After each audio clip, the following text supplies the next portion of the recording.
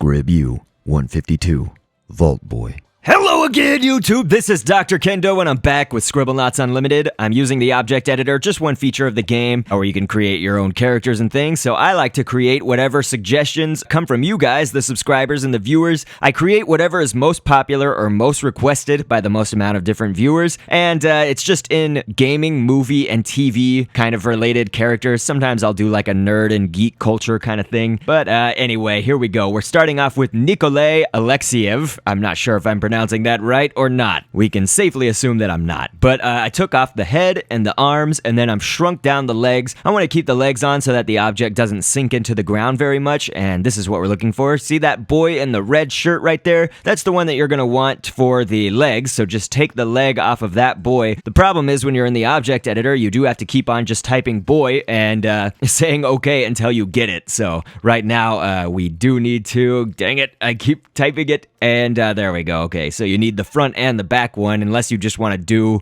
either the back or the front leg doubled up. You know, I, for instance, took the front leg for our character's front leg, and then the back leg for our character's back leg. You don't have to do it that way. You could just take the boy that, you know, you're specifically looking for and just grab one of the legs and use it for both, is what I'm saying. But anyway, we also made the feet right here, or the shoes, I guess, this kind of light grayish color. I've seen a few images of Vault Boy where it's the full body and everything like that, but not very often. I often just see him from kind of the waist up, but I haven't played any Fallout games, so it's kind of amazing because everybody has told me how great they are, and somebody actually, I really hate to admit this, but somebody did actually give me a copy of their Fallout 3 a long time ago, like soon after it first came out. He couldn't use it. He was in a terrible car wreck and basically injured his hands a lot. He didn't play a lot of video games after that. And so anyway, on that note, sorry, we put down Matt Cox for the arm, so I again took the front and the back arm, but then in between that you saw me using the letter T. This is going to be sort of for that cross design that's on the Vault Boy's shirt right here. So, you know, his shirt is basically blue, but then he has yellow underneath, or maybe that's his shirt is yellow underneath with a blue vest or something. But anyway, just to get that pattern and whatnot, this is what I've chosen to do. You could do so many things to get that, so this is just one way. If you want to make the arms a little bit different than the Matt Cox arms, you could use like a mitten right here, which I've put down, and then a dancer's arm, or any basically arm that exists in the Scribblenauts universe that is just one solid color, even the word arm, you know. But I'm gonna stick with the Matt Cox arms, and I will do something, I guess, just a little bit special to make it look a little bit more real, I guess, coming up in just a moment. First, we'll put down an eyebrow for the collar right here, and that's gonna go right about there, and okay, it looks good. So we'll name our creation and then do some scripting or properties editing. And in this creation series, whenever I'm at this part of the video, I like to read background information and fun facts about whatever characters we are creating. So today, Vault Boy is like the mascot of the Vault Tech Corporation from the Fallout games, as he appears in their advertisements, training films, manuals, and products and things. Within the Fallout games, he is an iconic representation of almost all of the stats and items available to the player as well. An interesting fun fact is that his original design was based slightly on the Monopoly guy, Rich Uncle Pennybags, but of course was finalized more to appear like the Vault Boy we know today. There was also a bobblehead of Vault Boy that appeared in the video game called Rage by id Software. Anyway, for today we'll be creating Vault Boy with his winky face, and we'll also create two different bodies, as we'll make one with a big thumbs up design. But you can see now that we've left the properties editor and saved our body object, it's time to create the head. The reason that you would ever create head and body objects separately in this game is because there is a stamp space limitation. A stamp is basically any item that you use to create your main object overall, any piece of the puzzle that you're using to put together your item.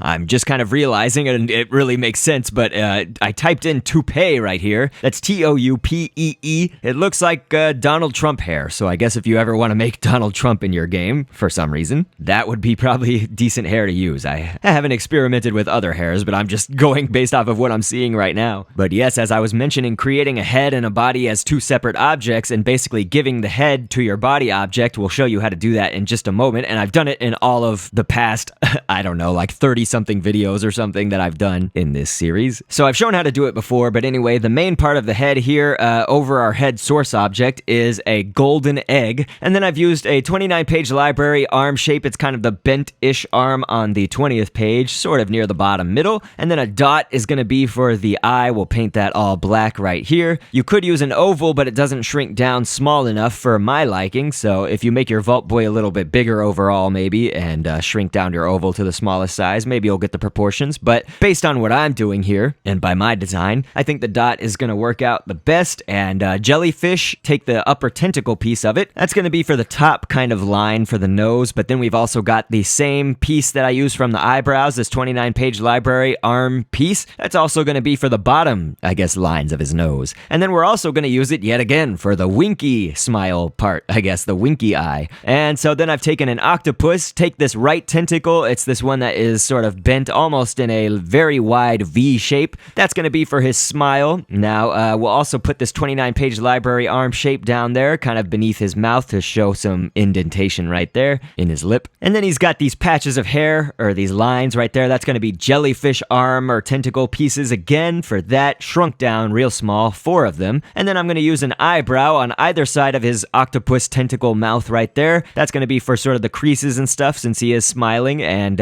hopefully you can curve them a little bit and make them, I guess, be on the upper part of the tentacle so that it does look like they are a smile rather than, you know, just some sort of wince or something. But here in the scripting for the head object, this is important. If you are creating the head and the body separately, you want to go into the equipment tab on this properties editor and click can be worn on the face like glasses. You know, there's those circles off there to the right. Circle the one for can be worn on the face like glasses. You could also do can be worn on the head like a hat, but most of the time it's better kind of fitting for you, as you'll find out, to make them worn like glasses. So here we go. We've got our thumbs up design now of the body, and you can use this arm shape from the general 29-page library on the 4th page in the bottom middle. That can be his thumb right here. You just saw me put it to the back. A clown nose is going to be for his main part of his hand, and you could see we did move his arm, flip it for one, you know, so that it's mirrored, but also make it going straight out. And hopefully you're seeing now I'm also taking this arm from the 22nd page on the 29-page library. It's sort of near the bottom middle. It's kind of in that second row from the bottom. That's going to be for his fingers. We did that 3 times, as you can see right there. And we're going to use a kangaroo, the arm right here. And I do want it to be known that I also included this on my other body design to make it a little bit more real here on the hands. But just take the front arm piece of a kangaroo and kind of make that to be sort of where his, it's like his fist is balled up. You know, it'll show some lines and some detail in the hands. And so whenever you are creating a head and body separately, I was telling you we're going to show you how to do that. You will want to go back to your body object to experiment and move around this grid. You can see that I've clicked in the panel on to the left side. I've clicked this kind of top right icon, and that brings up these green grids. The green grids are basically located everywhere that there's a moving part or some kind of design piece on your character. So that head grid needs to be located exactly kind of where you want your head object to be placed on your body object. So here you go. You see, I gave the head to my Vault Boy right there, and there it is, kind of more complete. I put a red sphere just for fun back behind it. I know there is one logo and stuff where he has a red sphere, but something that I'm noticing is actually that our Vault Boy head, it was missing an ear. I need to go ahead and put that on.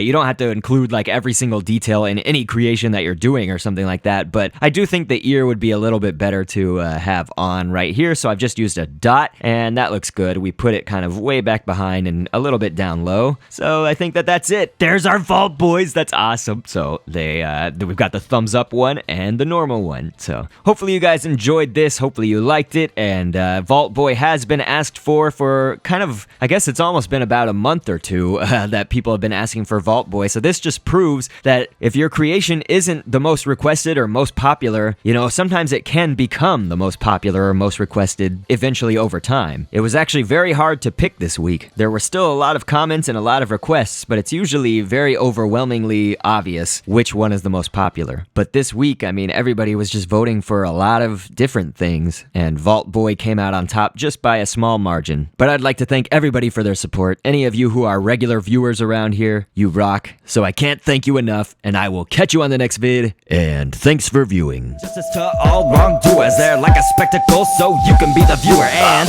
down the road of twists and turns.